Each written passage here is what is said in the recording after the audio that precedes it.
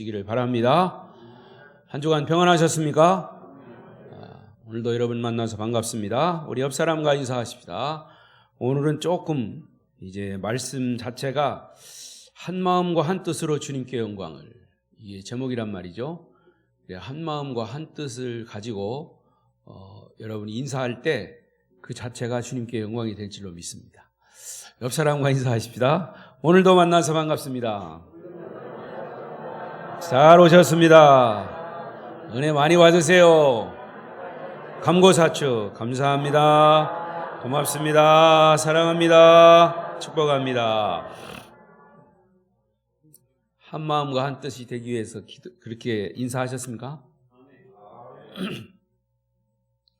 오늘도 이 예배에 참여하신 여러분, 큰 기대와 또 주님께서 오늘 우리에게 무슨 말씀을 주실까, 목사님 통해서 무슨 말씀을 주실까 하는 그런 소망을 가지고 나오신 줄로 믿습니다. 그 기대에 부응해서 하나님 말씀이 전해질 때 여러분 큰 은혜가 임하시기를 바라고요. 특별히 비대면 영상으로 예배하시는 분도 있어요. 그분들도 그 자리에서 큰 말씀의 은혜가 있으시기를 바랍니다. 자, 저는 로마서를 계속 설교하고 있습니다. 로마서 12장부터는 구원받은 하나님의 백성들이 이 세상에서 어떤 삶을 살아야 하는가, 구원받은 자의 삶을 지금 계속해서 말씀하고 있습니다. 벌써 이제 15장으로 넘어왔습니다. 오늘 말씀의 주제는 그래서 한 마음과 한 입으로 한 뜻으로 주님께 영광을. 오늘 본문에는 한 마음과 한 입으로 그런 그 기록으로 되어 있습니다. 예수님은 예수님의 생애의 마지막 십자가를 지시기 전에 이제 예수님의 제자들, 즉 예수님을 믿는 사람들을 위한 기도를 하셨습니다. 그것을 제사장적 기도다, 그렇게 얘기합니다. 그 기도가 요한복음 17장 전체의 말씀이에요. 그런데 그 고난, 예수님이 십자가를 지시기 전에 마지막 한 주간을 이제 고난 주간이라고 하는데, 지금은 우리가 사순절 기간이고요. 고난 주간은 부활절 17일 바로 전 주간이 고난 주간입니다. 이 고난 주간에 괄목할 만한 두 가지 일을 하셨는데, 하나는 하나님의 말씀을 조금 더 구체적으로 가르치셨고요. 또 하나는 예수님이 기도하셨습니다. 아까 말씀드린 대로 제사장적 기도를 하셨어요. 그거를 대제사장의 기도다, 그렇게 얘기를 하고요. 또 말씀을 가르치셨다고 그랬는데, 그 말씀을 가르치신 것을 소위 다락방 강좌다, 그렇게 또 별명이 있습니다. 그러니까 다락방 강좌에 대한 말씀, 하나님의 말씀을 가르치셨고, 두 번째는 중보기도, 대제사장적 기도를 하셨습니다. 그것이 십자가를 지시기 전에 마지막 기도였습니다. 그리고 이 다락방 강좌의 그 설교 말씀은 핵심이 있습니다. 그게 뭐냐면, 너희가 서로 사랑하라. 너희가 서로 사랑함으로 인해서 주님의 제자인 줄 내가 알리라. 그러니까 한마디로 말하면 하나님의 자녀들이 서로 사랑하는 것을 보고, 그곳이 바로 교회구나, 그것이 예수 믿는 사람들이 모인 공동체구나 하는 것을 알 수 있다는 얘기예요. 예수님이 말씀하신 거예요. 십자가를 지시기 위해서 기도하셨는데, 그 기도 내용조차도 너희가 하나 되라, 서로 사랑하라.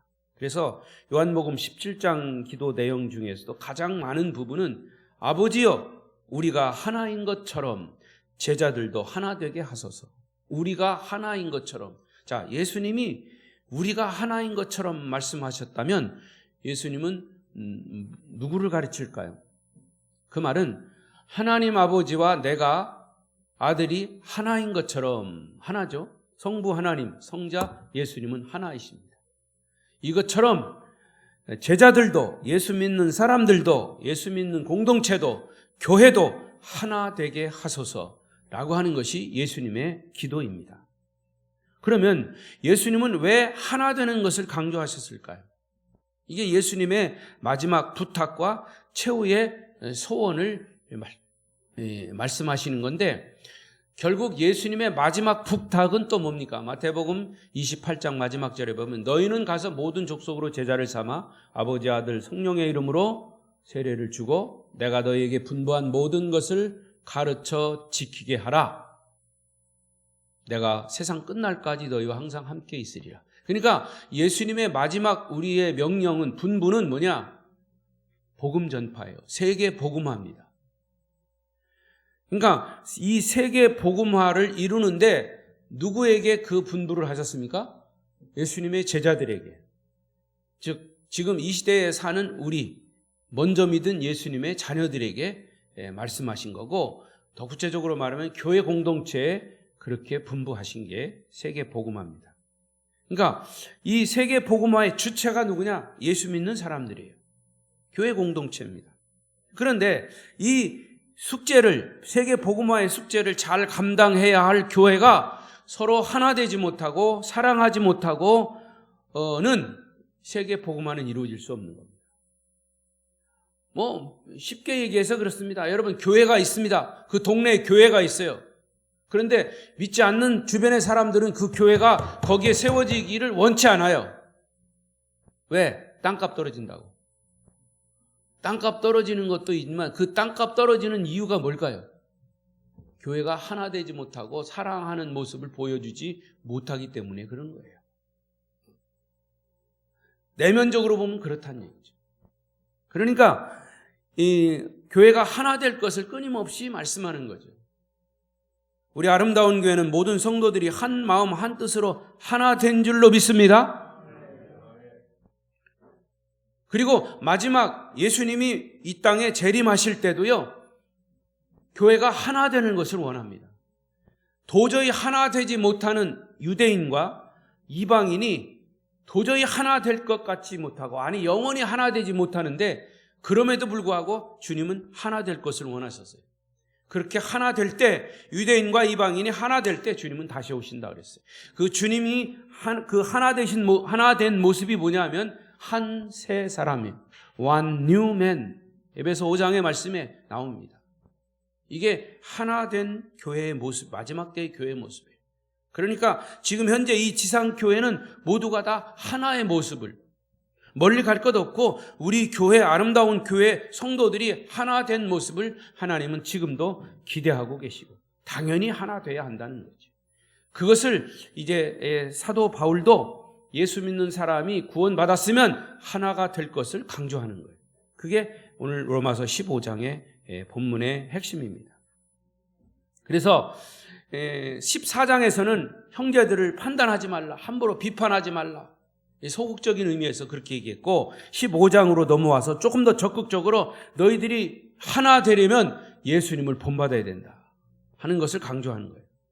자, 그렇다면 예수님을 본받아 하나 되기 위한 삶을 살려면 우리가 무엇을 힘써야 되는가? 그것을 성경 오늘 본문에서 가르쳐주고 있습니다. 첫 번째는 서로를 기쁘게 하고자 힘쓰라 그랬어요. 서로를 기쁘게 하고자 힘쓰라. 서로를 기쁘게 하고자 힘쓰자. 시작. 예. 그러니까 인사하는 것도요, 서로를 기쁘게 하는 겁니다. 근데 인사를 해도 기분 나쁘게 인상 쓰면서 인사하면 상대방이 인사를 받을 때도 기분 나쁜 거예요. 그런데 서로를 기쁘게 하고자 우리가 인사를 하고 말을 하고 하는 거예요. 이거 어려운 게 아니에요, 사실은. 교회가 하나 되려면 서로를 기쁘게 하라는 거죠. 자, 오늘 본문 2절, 3절은 이렇게 설명합니다. 시작. 우리 각 사람이 이웃을 기쁘게 하되 선을 이루고 덕을 세우도록 할지니라. 그리스도께서도 자기를 기쁘게 하지 아니하셨나니 기록된 바 주를 비방하는 자들의 비방이 내게 미쳤나이다 함과 같으니라. 자, 예수님은 우리를 기쁘게 하기 위해서, 우리를 구원받게 하기 위해서, 우리를 천국 백성 되게 하기 위해서 자신을 기쁘게 하지 않았다. 그 말은 자신을 죽였다는 거죠. 2절 말씀의 원문에 보면 이웃의 유익을 위해서 자신의 유익을 희생하라 하는 말씀이에요. 여러분 사실 그거 쉽지 않아요. 이웃을 기쁘게 하기 위해서, 유익하게 위해서 나를 희생한다? 근데 그게 이 성경의 가르침이라는 거죠. 그러면 우리가 하나가 될 수 있다는 겁니다. 우리가 잘 아는 고린도전서 13장은 사랑장입니다. 이 13장 5절에 보면 사랑은 자기의 유익을 굳이 아니하며, 사랑은 자기의 유익을 굳이 아니하며 상대방의 유익을 구하는 것이 사랑이라는 거죠. 그러니까 우리가 이웃을 기쁘게 하고 이웃을 유익하게 하기 위해서는 항상 자기 자신의 기쁨을 희생해야 한다는 거죠. 그래서 우리는 때로는 다른 사람들이 나를 희생해 주기를 바라죠. 그 교회 가니까 사랑이 없어. 여러분, 그 교회가 사랑이 없다라고 하는 것을 생각하면 당신이 사랑하면 돼요. 내가 사랑하면 돼요. 왜 상대방의 사랑을 자꾸 요구합니까? 내가 사랑하면 되죠. 내가 사랑을 주면 사랑은 오는 거예요. 할렐루야. 그래서 이 성경은 때때로 다른 사람들이 나를 위해 희생해 주기를 바라지만 성경은 그렇게 말씀하지 않아요. 자, 1절 말씀을 보십시다. 1절. 본문 1절 시작. 믿음이 강한 우리는 마땅히 믿음이 약한 자의 약점을 담당하고 자기를 기쁘게 하지 아니할 것이라. 신앙이 강한 사람은 약한 사람을 위해서 양보하고 희생해야 서로가 하나가 될 수 있다는 거죠. 참 말은 쉬운데 실천은 참 어려워요. 그런데 예수님이 우리에게 보여주신 모범이기도 합니다. 이것은 하늘의 영광을 다 내려놓으시고 이 땅에 오셔서 자기의 모든 것을 희생적 삶을 사시고 십자가에 죽으셨어요. 그 이유는 저와 여러분을 구원하시기 위해서, 다시 말하면 기쁘게 하기 위해서. 여러분 구원받아서 기쁩니까? 안 기뻐요? 우리의 구원을 위해서, 우리를 천국 백성 삼기 위해서 주님이 희생하셨다는 거 아니에요. 지금 우리 장로님이 기도하셨지만 지금 사순절 기간이에요. 여러분 제가 왜 이렇게 보라색 넥타이를 맨 줄 아십니까? 지금 보라색은요, 고난을 말하는 거예요, 고난. 예? 넥타이를 매더라도 그냥 매는 게 아니라니까요. 예? 고난을 말하는 거예요, 예수님의 고난. 고난은 보라색이에요. 예, 고난. 그래서 지금이 우리가 예수님의 사순절 십자가를 묵상하는 그런 기간이라는 거죠. 그래서 이제 40일 동안 여러분이 기도하시면서 선교 헌금 금식하고 하면 선교 헌금을 모아뒀다가 우리가 이웃을 구제하자, 그런 의미가 있는 거죠. 이게 다 실천이에요. 그러니까 예수님이 우리의 구원을 위해서 천국 백성 삼기 위해서 당신의 모든 것을 희생하셨습니다. 자, 다시 한번 3절을 읽어보십시다. 3절의 말씀 있죠. 시작. 그리스도께서도 자기를 기쁘게 하지 아니하셨나니 기록된 바 내게 미쳤나이다 함과 같으니라. 직설어법으로 말하면 사랑하는 자들아, 너희만 구원받을 수 있다면, 너희가 천국 백성 될 수 있다면 나는 기쁘게 내 모든 것을 희생하고 포기하며 나는 죽을 수 있다. 실제로 주님은 우리를 위해 십자가에 달리셨습니다. 여러분, 예수 믿고 구원받은 주님의 자녀들이 정말 하나 되기를 위해서 얼마나 나 자신의 유익을 희생하고 양보하며 살 수 있는가? 희생하고 양보하는 이유는 뭐냐? 내 이웃을 예수 믿게 하기 위해서, 내 이웃에게 복음을 전하기 위해서입니다.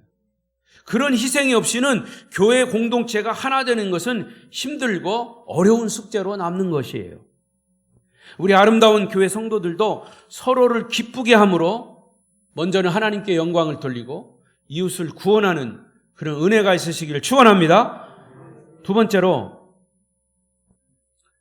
우리가 서로 하나가 되기 위해서는 한 마음을 갖도록 힘써야 합니다. 서로가 한 마음을 갖도록 힘쓰자. 시작. 자, 하나 되기 위해서 가장 필수적인 것은 마음이 하나 되는 거예요. 다시 한번 5절 6절을 읽겠습니다. 거기에 나옵니다. 5절 6절 시작. 이제 인내와 위로의 하나님이 너희로 그리스도 예수를 본받아 서로 뜻이 같게 하여 주사 한 마음과 한 입으로 하나님 곧 우리 주 예수 그리스도의 아버지께 영광을 돌리게 하려 하노라. 여기 뜻이 같게 하여 주사라는 말이 어떤 번역에는 마음이 같게 하여 주사라고 되어 있습니다. 그러니까 뜻이 같다, 마음이 같다는 같은 뜻이에요. 여러분, 우리는 가정에서든지 직장에서든지 어떤 사업장이든지 교회에서든지 무슨 일을 하든지 간에 그 공동체의 사람들이 마음과 뜻이 하나 되지 못하면 아무 일도 할 수가 없는 거예요. 마음이 나누어져 있는데 무슨 일을 할 수 있겠습니까? 이게 마음이 나누어져서 서로 자기의 뜻을 주장하면 그게 뭐예요? 그게 싸움인 거예요. 마음이 나누어져 있는데 무슨 일을 할 수 있느냐 그 말이야. 그러면 어떻게 우리의 마음이 하나가 될 수 있는가? 보면 우리는 출신도 다르고 성장 배경도 다르고 교육 수준도 다르고 또 그동안 내가 지켜왔던 어떤 신앙의 기준도 어쩌면 다를지 몰라요. 그래서 어떤 사람들은 이 교회 한 공동체에서 신앙의 기준이 다르다 보니까 그 교회를 떠나는 경우가 있어요. 자기 입맛대로 가는 거예요. 근데 저는 그것은 아니라고 봐요. 자기가 봐서 자기 입맛대로 신앙생활 하는 게 아니고 성경의 입맛대로 하는 거예요. 예수님의 뜻을 따라서 신앙생활 하는 거지 어디 자기 입맛이 있어요? 어디 자기가 믿고 싶은 대로 믿는 겁니까? 여러분, 하나님 믿으십니까? 하나님은 여기도 있고 저기도 있고 저기도 계신 분이 아니고 하나님은 유일하신 한 분이에요. 그러니까 우리는 성경에 따라서 내 신앙의 기준이 성경의 기준이 돼야 되지 내가 믿고 싶은 대로 믿는 게 내 신앙이 아니라는 거죠. 또 사람들은 교회 사람들은 사물을 바라보는 관점이나 각자의 가치관도 달라요. 그런데 이런 문제가 어디에 있었냐면 예수님의 12제자에게 있었어요. 그들은 출신도 다양합니다. 예를 들어서 세리 마태 같은 사람은 그 당시 로마의 지배 아래에 있었지만 친로마주의자예요. 근데 반대로 열심 당원이었던 유다와 같은 가룟 유다와 같은 사람은 반로마주의자예요. 로마를 반대하는. 그러니까 같은 제자 간에도 서로 그렇게 의견이 달랐고 생각이 가치관이 달랐어요. 결국에는 유다는 예수님을 팔고 결국 자살해 죽었죠. 그러니까 가치관이 달라서 그랬어요. 모든 나머지 11제자는 그럼에도 불구하고 부자나 가난한 자나 유식한 자나 무식한 자나 다 달랐지만 예수님을 중심으로 하나가 됐었죠. 그런데 예수님은 그들을 어떻게 다스려 갔냐? 편가르지 않았어요. 편가르기나 편애를 하지 않으셨다 그 말이에요. 다른 것 하지 않고 오직 하나님 말씀을 가르치셨어요. 말씀이 중심이었기 때문에. 예수님이 중심이었기 때문에. 그래서 여기서 우리가 주목해 보아야 할 것은 예수님이 성경을 가르치신 것 중에서 그리스도인의 삶의 태도 두 가지를 가르치셨어요. 그것은 뭐냐? 인내와 위로입니다. 서로 위로하는 것. 4절 말씀을 보십시다. 4절에 나옵니다. 다시 시작. 무엇이든지 전에 기록된 바는 우리의 교훈을 위하여 기록된 것이니 우리로 하여금 인내로 또는 성경의 위로로 소망을 가지게 함이니라. 여기 보니까 인내와 위로가 나옵니다. 성경이 우리에게 요구하는 구원받은 자의 삶의 모습은 항상 인내예요. 참는 거잖아요. 그러니까 여러분, 이 시간도 설교 끝날 때까지 인내하셔야 합니다. 졸지 말고. 그리고 또 예배 끝나고 나서도 뭘 인내해야 합니까? 천국 갈 때까지 인내해야 돼요. 그러니까 우리는 끊임없이 인내해야 돼요. 코로나가 떠날 때까지도 인내해야 되고요. 하여튼 우리는 모든 삶은 참고 견디는 겁니다. 인내예요. 예수 믿는 사람은 인내, 끝까지 인내하는 거예요. 그리고 인내하면서 뭐가 필요해요? 위로가 필요한 거예요. 서로 위로하는 거예요. 힘들지? 힘내. 어렵지? 힘내. 위로하는 겁니다. 이러므로 여기 뭐라고 그랬어요? 성경의 위로로 소망을 가지게 하려 함이라. 우리로 하여금 인내로 또는 성경의 위로로 소망을 가지게 함이니라.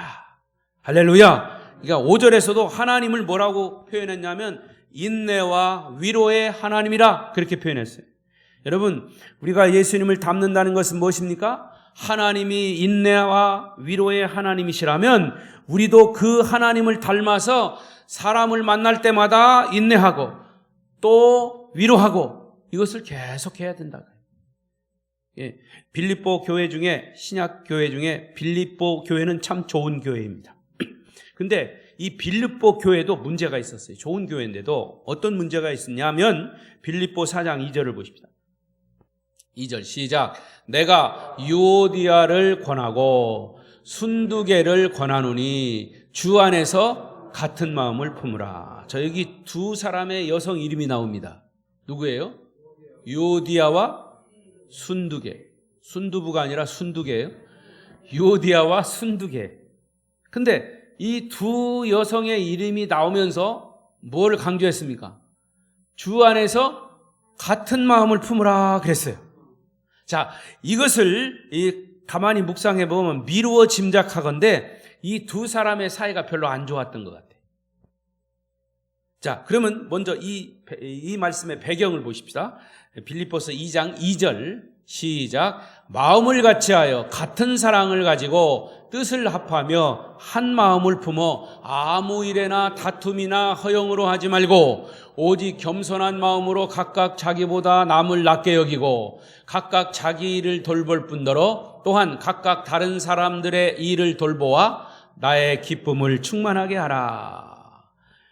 여기 보니까 계속 바울이 빌립보 교회에다가 마음을 같이 해라, 같은 사랑을 가져라, 뜻을 합하라, 한 마음을 품어라. 그리고 아무 일에든지 다툼이나 허영으로 하지 말고 겸손한 마음으로 각각 자기보다 남을 낮게 여기고 자기 일을 돌볼 뿐 아니라 각각 다른 사람들의 일을 돌보아 나의 기쁨, 즉 바울 사도의 기쁨을 충만하게 하라.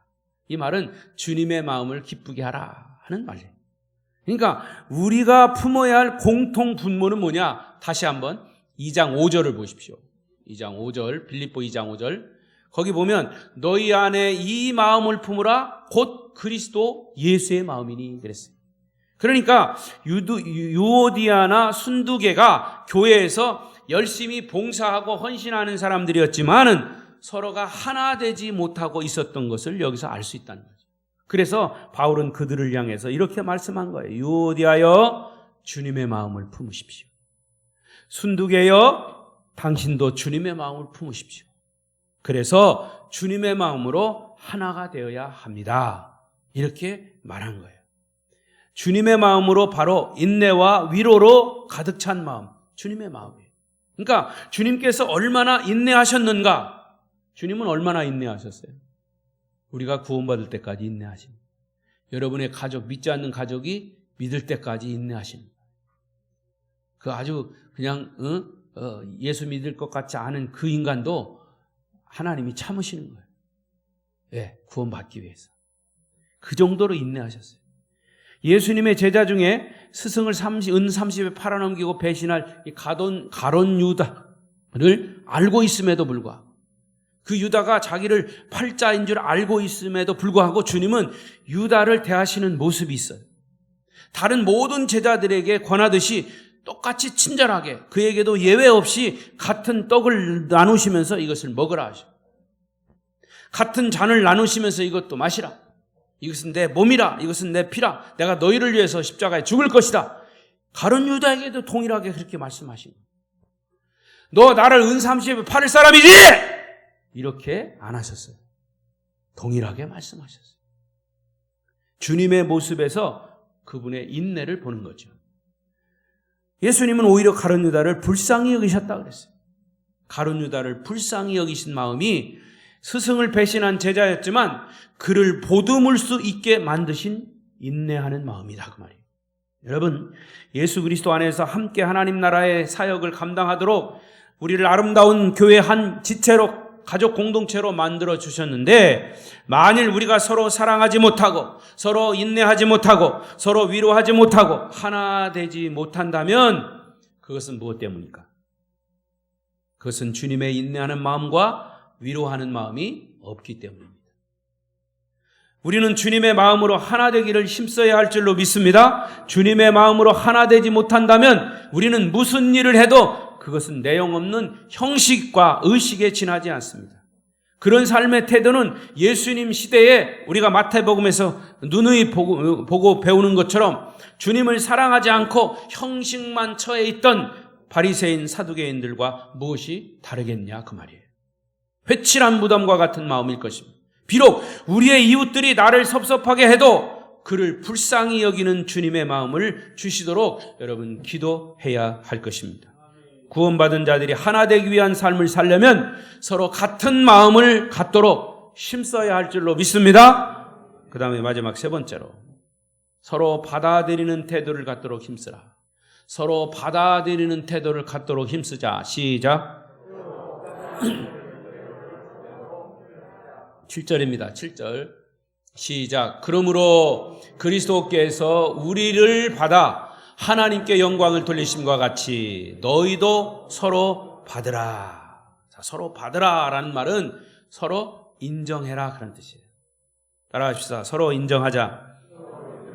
옆 사람 보면서 당신을 인정합니다.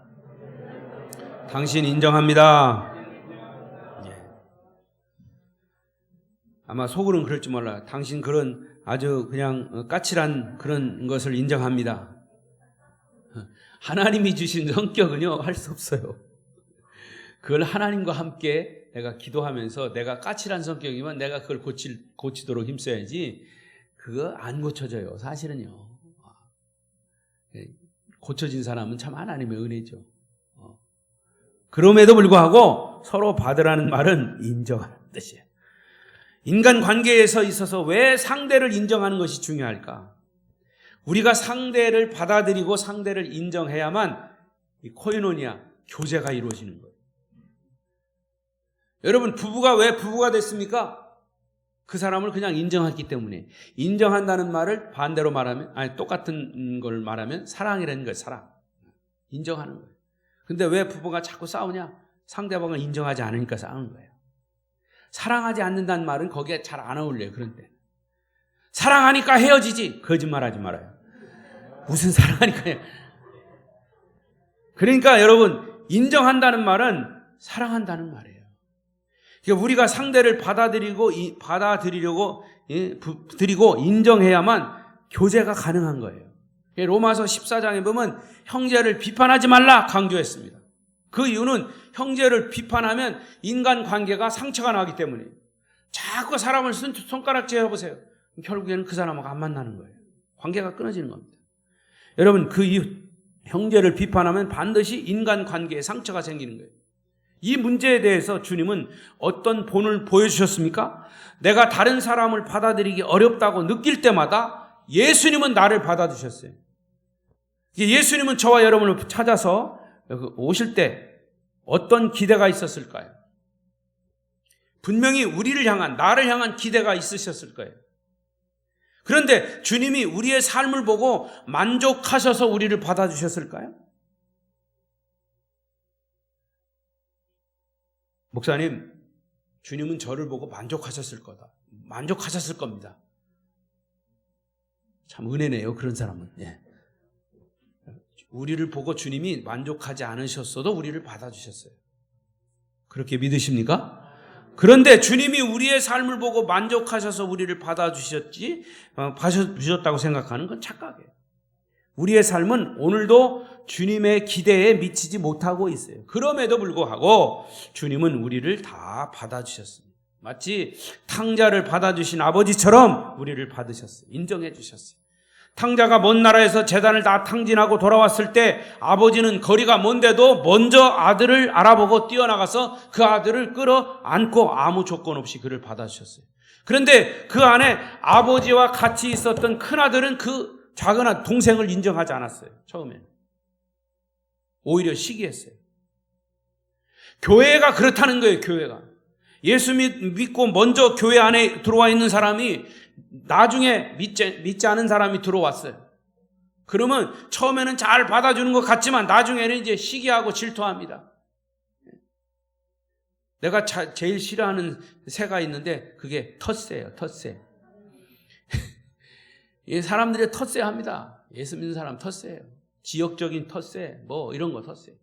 근데 예수님은요 그 텃새를 가장 싫어해요. 받아주지 않는 겁니다. 배척하는 겁니다. 왜 배척을 합니까?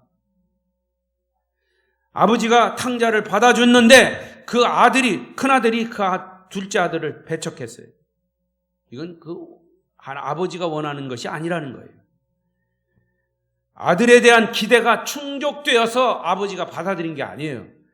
그 아들은 자기가 자기 몫을 다 가지고 다 허랑방탕하고 쓰고 거지꼴이 돼서 왔는데 웬만한 사람 같으면 너는 아들로 이제 안 삼겠다 이렇게 하셨을 거예요. 그러나 그 아버지는 하나님을 묘사하는 거잖아요. 하나님 아버지는 그 아들을 다 받아주셨어요.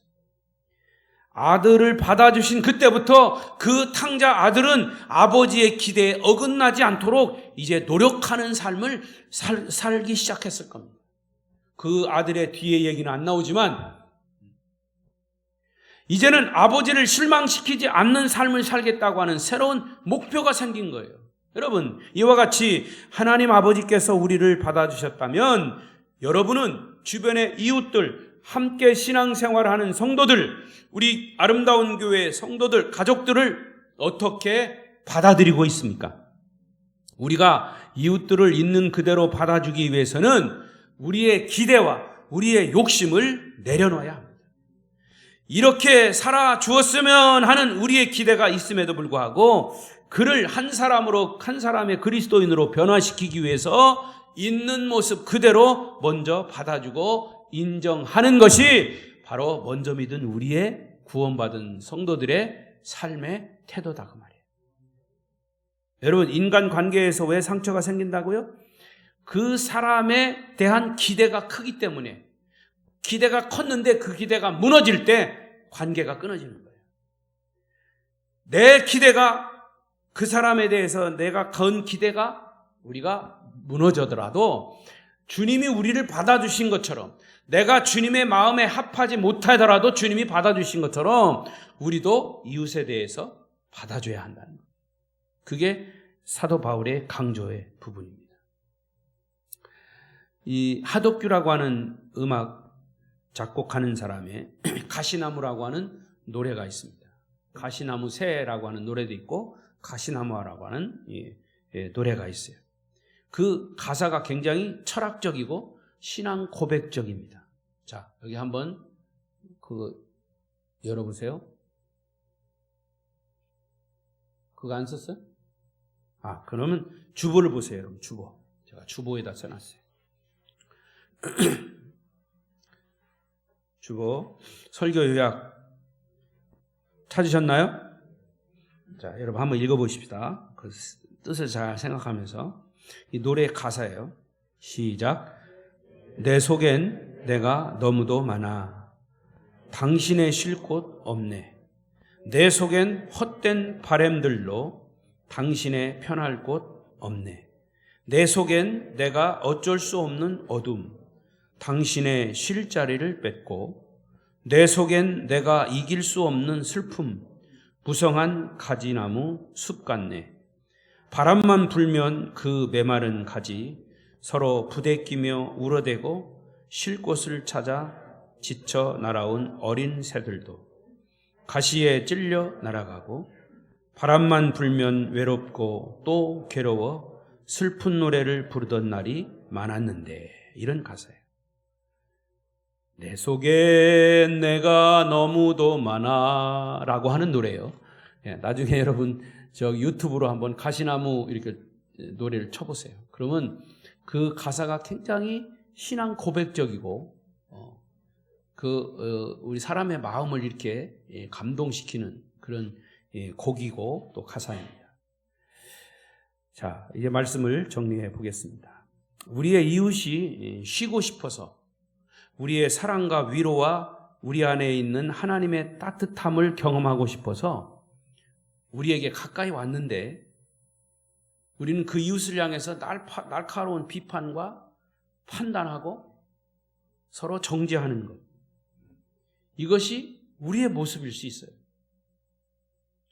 여러분, 구원받은 하나님의 자녀들이 되기 위하고, 구원받은 하나님의 자녀들이 교회 공동체가 하나 되기 위한 삶을 살려면 오늘 말씀대로 서로 받아들이고 인정하는 태도를 갖도록 힘쓸 때 하나님께 영광이 될 것입니다.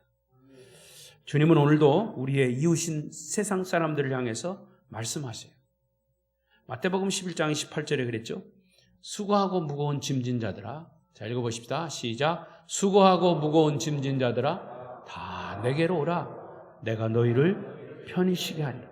주님은 지금도 우리에게 이렇게 내게로 오라고 말씀하시는데, 정작 교회 공동체는 주님 곁으로 온 사람들을 배척하고 인정하지 않고 그렇게 한다면 우리는 주님의 말씀에 거스리는 자가 될 것입니다. 여러분이 주님의 사랑 속에 녹아 새로운 사람이 되고 하나님의 능력을 경험했다면 여러분이 먼저 이웃을 받아들여야 합니다. 여러분 곁에 있는 사람을 조건 없이 사랑해야 합니다. 여러분과 관계를 가지고 있는 이웃 혹은 성도 혹은 신앙이 약한 사람들을 믿음으로 세우기를 원하신다면 내 자존심도 내 체면도 내려놓고 받아들여야 합니다. 그래야 한 사람을 신앙으로 세울 수 있을 것이죠. 성도 여러분, 구원받은 하나님의 자녀들답게 우리 아름다운 교회가 한 마음과 한 뜻으로 하나님께 영광을 돌리고 이웃에게 복음을 전하는 축복의 통로의 역할을 감당할 수 있기를 축원합니다. 기도하십시다.